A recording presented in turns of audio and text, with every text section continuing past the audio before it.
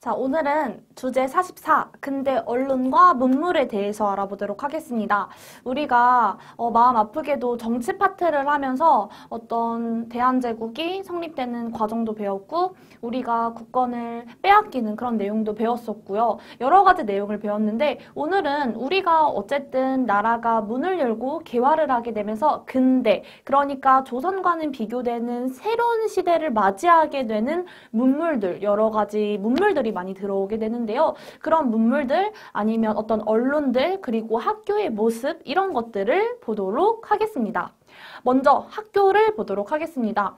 우리가 기존에 가지고 있던 서당, 서원, 이런 학교, 성균관 학교 이런 것과는 조금 다른 느낌의 학교들이 생기게 되는데요. 먼저 최초의 근대식 학교를 알아볼게요. 그러니까 조선과는 약간 비교되는 새로운 시대의 학교, 영어를 배우기도 하고요. 새로운 과목들을 배우기도 하는데요. 유교에서 벗어나서 새로운 과목을 배우는 그런 학교가 생기기도 됩니다.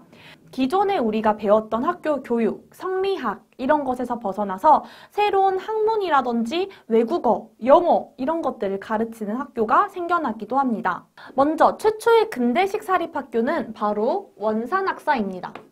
그래서 이런 원산학사에서는 기존에 우리가 배웠던 교육보다는 외국어라든지 새로운 학문을 가르치기도 했고요. 최초의 공립학교였던 유경공원도 있습니다. 공원의 이름 아니고요. 최초의 근대식 공립학교입니다. 여기서는 주로 영어를 집중적으로 가르쳤고요. 여기를 다니는 학생들은 비교적 양반의 자제들이 많았습니다. 그래서 이거를 계기로 좀 더 많은 근대적인 그런 학교들이 많이 생기기 시작합니다. 그리고 새로운 신문들이 많이 발간되기도 하는데요. 먼저 서재필의 독립신문 기억나시죠? 최초의 민간신문이었던 독립신문이 발간되기도 합니다. 그래서 한글판도 있었고 영문판도 있어서 한글판으로 우리 사람들한테 우리는 독립되고 자주적인 국가야 라는 것을 알리기도 했고요. 그리고 영문판으로 돼서 다른 사람들한테도 다른 외국 사람들한테도 조선은 이런 상황에 있어. 조선은 조금 더 발전하고 싶어. 조선은 사실 자주적인 독립국가야 라고 하는 것을 알리기도 했습니다. 그리고 황성신문이라는 것도 있었는데요. 황성신문에서는 주로 일본을 비판하는 내용을 굉장히 많이 다뤘습니다. 특히 이 황성신문이 유명한 이유는요. 장지연이라는 사람이 쓴 우리 책에도 있죠. 시일야 방성대곡이라는 그런 논설을 씀으로써 굉장히 일본의 주목과 따가운 감시를 받기도 했습니다. 이 시일야 방성대곡이라고 하는 내용은 어떤 내용이 담겨 있냐면요. 우리가 을사늑약을 체결해서 정말 억울하고 분통하고 말도 안 된다라고 하는 것에 굉장히 비판적으로 이 신문에 담겨져 있는데요. 그래서 일본의 감시가 정말 치열했습니다. 그래서 기존에 우리가 만든 신문은 일본의 따가운 감시를 많이 받았는데요. 이런 감시에서 비교적 벗어나서 조금 더 자유롭게 일본을 비판하고 우리나라의 의병활동이라고 하든지 우리나라의 어떤 독립운동을 도왔던 그런 신문이 있습니다. 바로 대한매일신보입니다. 선생님 왜 이거는 일본의 감시를 조금 덜 받았나요? 라고 하면요. 바로 이 대한매일신보를 만든 신문 사장이 한국 사람이 아니라 영국인 베델이었어요. 그랬기 때문에 일본은 영국과 또 영일동맹으로 조금 좋은 관계를 맺고 있었거든요. 그래서 영국인인 베델이 신문 사장으로 있는 이 신문을 약간 좀 이렇게 마음대로 탄압하기는 어려웠겠죠. 그랬기 때문에 우리가 조금 더 자율적으로 대한매일신보에서는 의병의 운동을 지원하기도 하고요. 사람들한테 국채보상운동을 알리면서 이런 게 있는데 한번 참여해보는 건 어때? 라고 하면서 우리의 독립운동을 가장 많이 도우기도 했습니다. 그래서 대한매일신보도 꼭 알아두셔야 합니다. 자, 그리고 우리나라가 이전과는 다르게 새로운 문물, 신문물을 수용하기도 하는데요. 그 신문물을 수용하는 내용을 보도록 하겠습니다. 자, 먼저 전신망이라는 게 생깁니다. 전신망이라고 하는 것은요, 우리 책에도 나와 있듯이 전기로 통신활동을 하게 도와주는 것이에요. 전기로 우리가 통신활동을 할 수 있도록 도와주는 건데요.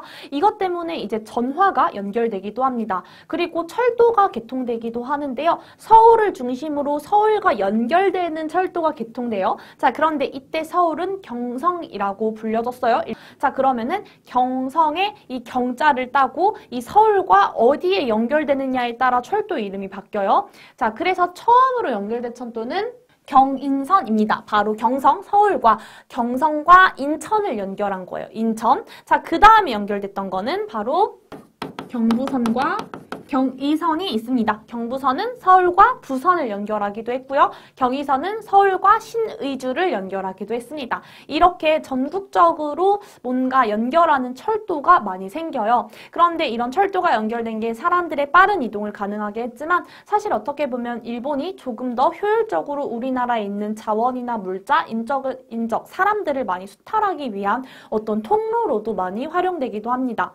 자, 그리고 전기가 이제 드디어 와가지고 서울을 반짝반짝 전기, 전등 이런 것들이 생기기도 해요. 자, 그리고 의료기술이 굉장히 빠르게 발달했기 때문에 광해원이라고 하는 서양식 의술로 어떤 진찰을 봐주는 이런 서양식 어떤 의사, 서양식 병원이 생기기도 합니다. 우리가 보면은 와 정말 괜찮았겠다 라고 하는 것도 있어요. 그러니까 근대적인 문물을 받아들이고 이런 시설이 생기면서 여러 가지로 새로운 문물들이 생긴 건 맞지만 우리 책에도 나와 있듯이 100% 완전히 행복한 것만은 아니었습니다. 선생님이 아까도 이야기했듯이 철도가 생김으로써 뭔가 일본이 우리나라의 물자와 자원을 좀 더 빨리 수탈하기도 했고요. 전신망이 생기게 되면서 우리나라의 상황을 조금 더 빠르게 파악하고 침략하는 용도로도 많이 활용되기도 했습니다.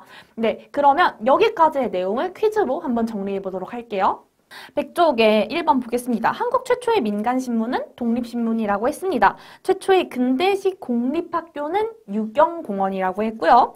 영국인 베델이 발행인, 그러니까 사장으로 있었던 신문은 바로 대한매일신보입니다. 101쪽 보겠습니다. 서울과 인천 사이를 연결하는 철도는 바로 경인선이라고 했어요. 최초의 서양식 병원은 광해원이라고 했고요. 마지막으로 일본은 무엇을 개통해서 우리나라에 있는 물자를 빠르게 수탈하기도 했죠? 바로 철도입니다. 그럼 우리 여기까지 배웠던 내용을 워크북으로 돌아가서 복습하는 시간을 갖도록 하겠습니다.